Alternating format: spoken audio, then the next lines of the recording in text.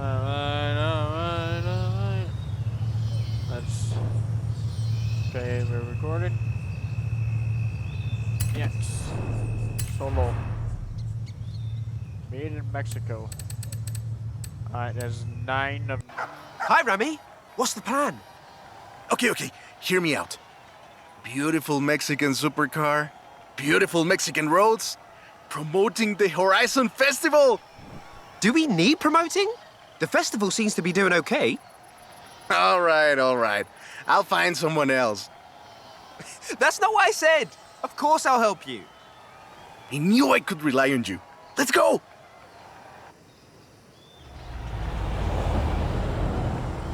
Let's get moving.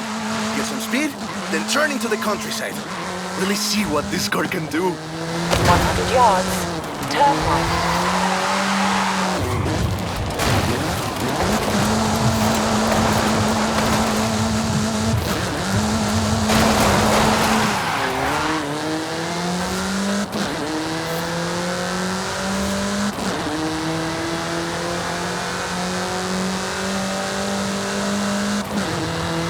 Yeah, great speed! Well, let's see how you handle some corners. In 400 yards. Turn right.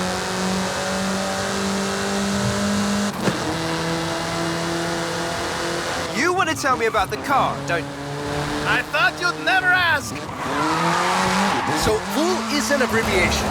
It stands for Vehicles of Ultra Lightweight and High Performance. It was started by two brothers, Guillermo and Iker Echeverria. Less sightseeing, more going fast.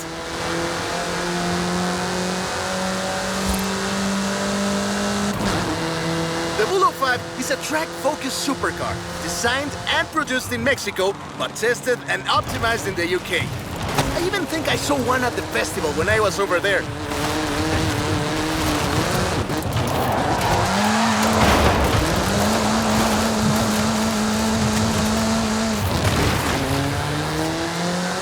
We're driving the pre-production version of the VUL 05RR, the even more track-focused version. Somehow, the designers reduced the weight by 65 kilos and increased the power to nearly 400 bhp. Then they lowered the engine by 50 millimeters to drop the center of gravity and improve cornering. Impressive. They're pretty serious about the ultralight part. The 05RR even has an option for titanium bolts, saving another 4.5 kilos. What's the RR stand for? Road and Racing. The car was designed for an enhanced track experience, but remains road legal.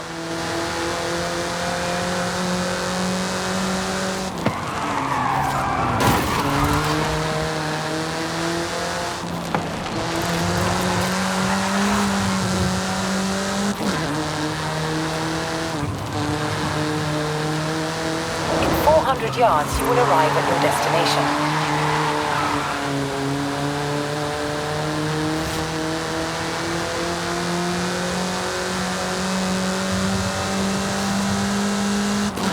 Let me guess. Today's episode of Mexican Automotive History with Ramiro is about the Baja 1000. You are very perceptive, my friend. This dune buggy was the first car to race here. Let's take it for a spin.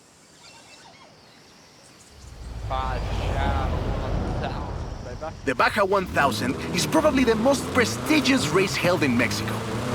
Do you know how it all started? I assume the Myers Manx has something to do with it. Correct again. The Baja 1000 started as a very elaborate marketing campaign for the car you're driving. But let me start from the beginning. On the 22nd of March, 1962, Dave Eakins and Billy Robertson did the first real Baja run. They went from Tijuana to La Paz in 39 hours, 56 minutes on new Honda CL72 Scrambler motorcycles. So they probably were a bit sore afterwards. They got a lot of media coverage though. A year later, Myers started to work on a prototype buggy he called Old Red in his garage in Newport Beach. It was based on the VW Beetle, and it paved the way for what we know as buggies. Cars that are built for off-roading using the Beetle as a donor chassis. But I guess they wanted even more publicity because in April 1967, Myers decided to make an attempt at breaking Eakins' record. And it worked! Myers did it in 34 hours and 45 minutes, beating Eakins for more than 5 hours. The rivalry was known as Buggy Beats Bike in Baja. Sounds like something you did back in the UK, doesn't it? 200 yards, turn right.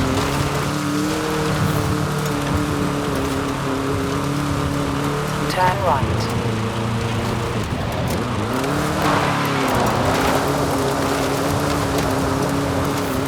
Turn right.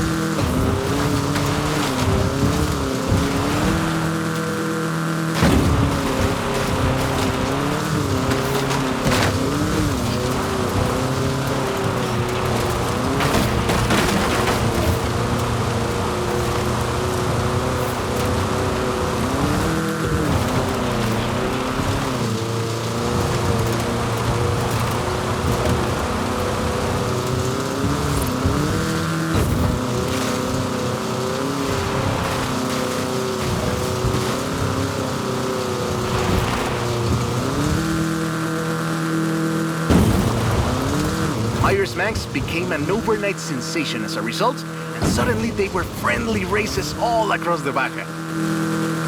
It wasn't long before they realized they needed something more organized. And that was Mexican 1000. Guess who won the inaugural event? Myers Manx? You're on fire today! Yes, in 27 hours and 38 minutes. The official race was 100 miles shorter than the original route, but it's still impressive. The Mexican 1000 was later renamed to the Baja 1000 and is run to this day.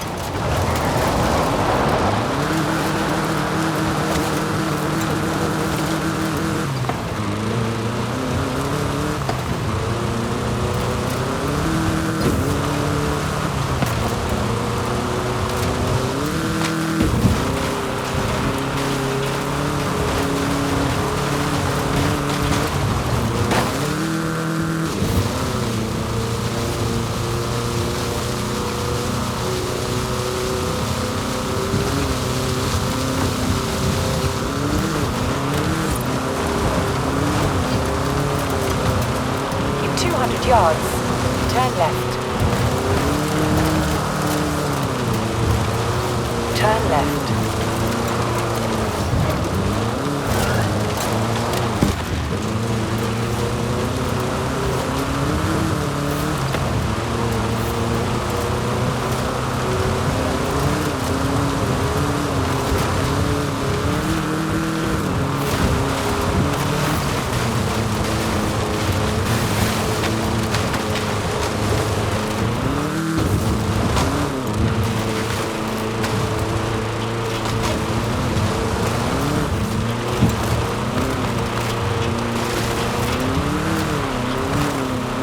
In 100 yards, turn left.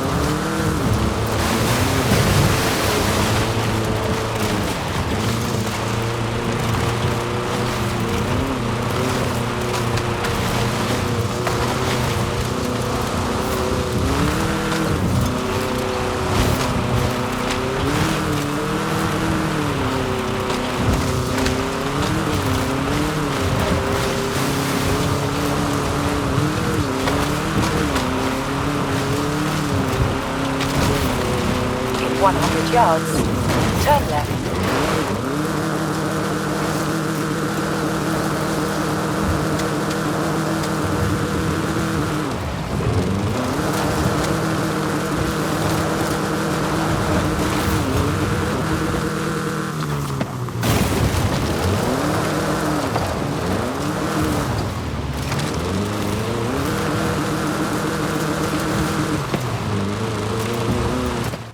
I love that story.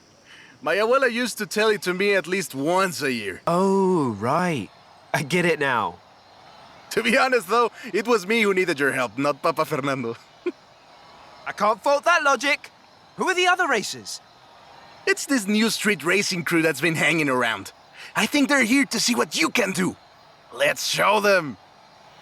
Why I got Hey, he's eager. But this isn't really a street race. There's no checkpoints, just a finish line. So keep to the route and get there first. Keep it up. We'll win this.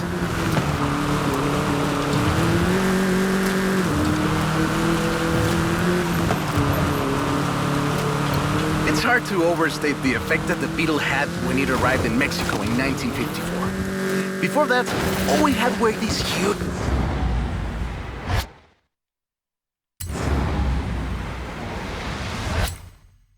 American cars.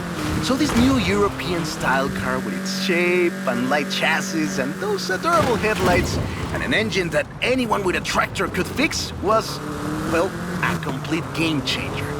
They were so exciting that they were displayed at the Ciudad Universitaria in Mexico City, and there were lines to come and see this new car. Production of the Beetle started in Mexico soon after 7 of them finished the Carrera Panamericana. Before that, people were a bit worried about reliability, you see. We Mexicans love a good-looking car, but a car that can do work is better. The Panamericana convinced us, and in '61, Automex had assembled 250 of them. By '62, the first plant had opened in Jalostoc, making 10 of them a day. But we love that car. So another plant opened in Puebla in 1967, and in '71, El Bocho became the official taxi of Mexico City, which is why you see so many of them today. It's funny. The first Bochos were imports, or CKDs.